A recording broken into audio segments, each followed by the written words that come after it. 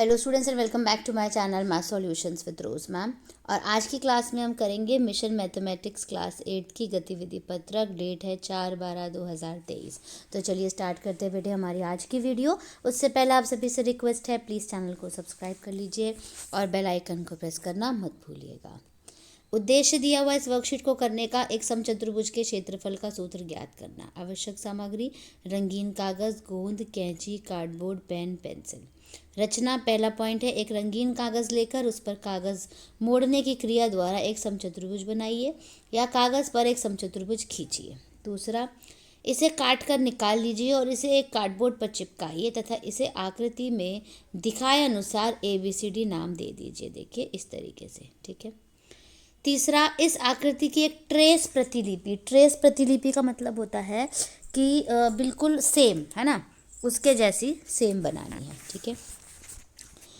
चौथा, कागज़ ट्रेस प्रतिलिपि को मोड़कर इसके विकर्ण AC और DB प्राप्त कीजिए तथा इसे DB और AC और DB के अनुदिश काटकर आकृति 2 में दर्शाए अनुसार 4 त्रिभुज प्राप्त कीजिए। देखिए 1 2 3 4, क्योंकि आपको DB कट करना है और AC कट करना है तो आपको 4 त्रिभुज मिल जाएंगे, ठीक है।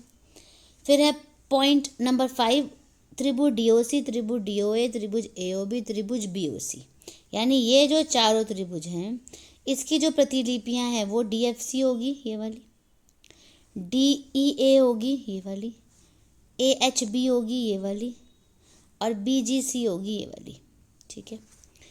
फिर प्रदर्शन क्या है? पहला, संबंधित त्रिभुज और उसकी प्रतिलिपि को एक दूसरे के आसन आकृति 3 में दिखाए अनुसार व्यवस्थित कीजिए। आकृति 3 हो गई। दूसरा, EFGH एक आयत है। तीसरा, विकर्ण AC आयत EFGH की लंबाई के बराबर है। चौथा, विकर्ण DB आयत EFGH की चौड़ाई के बराबर है। अब प्रेक्षण में बेटे आपको ये देखना है जो वास्तविक मापन है, यानी AC कितना सेंटीमीटर है वो लिखना है, BD लिखना है, EF लिखना है, HE लिखना है, HG लिखना है, GF लिखना है, सबका एग्जैक्ट लिखना पड़ेगा। फिर विकर्ण AC की लंबाई लिखनी पड़ेगी DF D1 और विकर्ण BD की लंबाई लिखनी पड़ेगी D2। आयत EFGH का क्षेत्रफल जो है वो लंबाई गुणा चौड़ाई होगा, यहाँ पर चौड़ाई लिख दीजिएगा।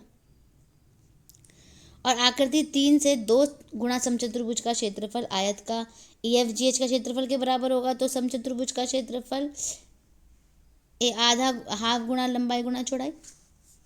GH है तो लंबाई कितनी होगी? देखो GH तो हो गई चौड़ाई, तो GF लंबाई हो गई, तो यहाँ पे हम लिख देंगे लंबाई GF। और BD के साथ AC आ जाएगा विकर्ण, तो ये हो गया एक विकर्ण D1 और एक विकर्ण D2 हो गया। तो हमने पाया कि समचतुर्भुज का जो क्षेत्रफल है वो हाफ गुणा आयत का क्षेत्रफल हाफ गुणा D1 इंटू D2 है, ठीक है। और एप्लीकेशन है ये गतिविधि समचतुर्भुज के क्षेत्रफल के सूत्र को समझाने में उपयोगी होगी। सो इस तरह से हमारी ये वर्कशीट कंप्लीट हो गई। So thank you students for watching the video को लाइक शेयर एंड चैनल को सब्सक्राइब करना मत भूलिएगा। फिर मिलेंगे बेटा नई वीडियो में नई वर्कशीट के साथ।